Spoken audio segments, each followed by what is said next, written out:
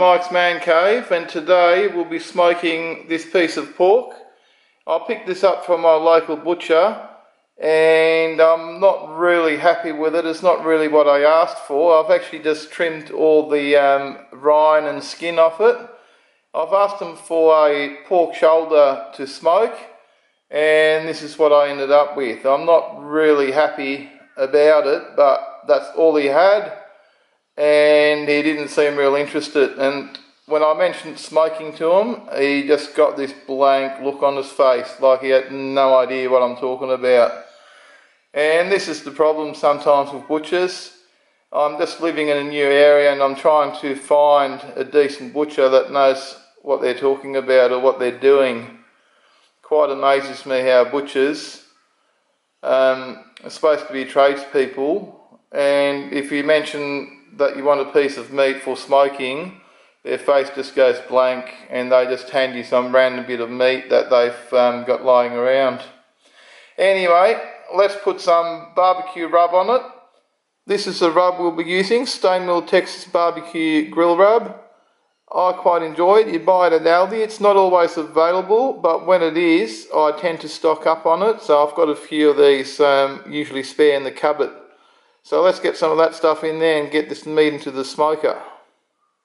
Here's the meat with the rub applied, and it's now ready to go into the smoker. The meat is now inside the smoker. It's on the top rack, and it's quite a large chunk of pork, I suppose. It's the only one I'm doing. I'm using 4 kilos of barbecue briquettes. Not sure if the camera's going to focus on it. They've only just been lit. I've still got to add my smoking wood, which I'll be doing in a second. And the water tray, I've half filled it with water. Now these Webers are water smokers. People will put sand in there, but I definitely use water as the maker intended. The water tray is full of water, or it's half full of water, and I do use water rather than sand like some people will recommend. These Weber Smokey Mountains are water smokers, so therefore I use water, and I've never had any problems with how my meat turns out. And I'm just about to add the smoking wood to the coals down there, which I'm using the minion method. If you don't know how to light one of these, or if you want to know my method of lighting it, I'll be linking my video on how I light my WSM Smokey Mountain Smoker down below.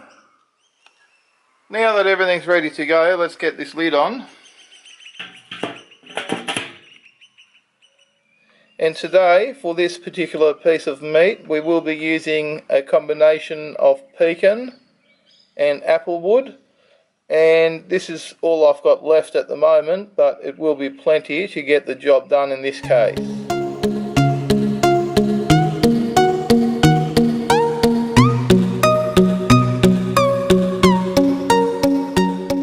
I've put all the smoking wood in. It's already starting to smoke, so let's close up the smoker. At this stage, all vents are still open until I come up to temperature, and then I'll be adjusting the vents.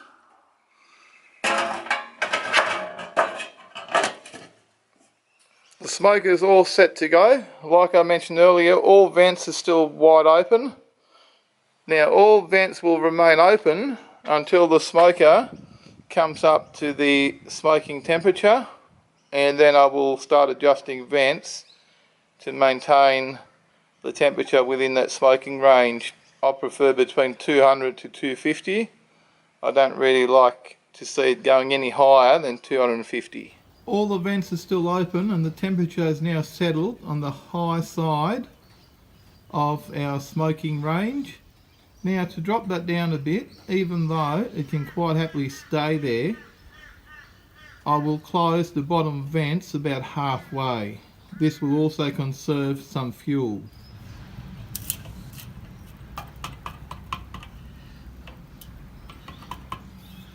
Okay, that's about halfway there.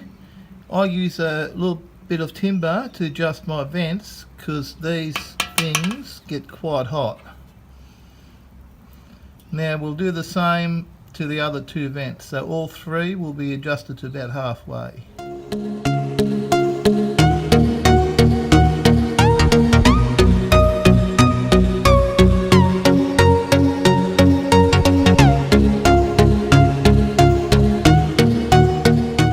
After the vents have been adjusted, this is where the temperature has settled, and I have not touched anything else since. The temperature of the smoker is still keeping steady, and I've just checked the internal temperature of the meat, which is just about to hit 90 degrees Celsius, which is 190 Fahrenheit, which is what we're aiming for. And now we're just about to wrap it up in some aluminium foil. The meat has now been wrapped up in the foil. I've opened up all the vents in the smoker to bring the heat up a little bit, and in about an hour we'll put it in the esky cooler to rest, and then we'll be having dinner. As you can see, internal temperature is spot on, so let's rest it up. It's now wrapped up and resting. Can't wait, starting to get a bit hungry. There it is, after resting for an hour. It's now been unwrapped, and let's see if it pulls apart like it's supposed to.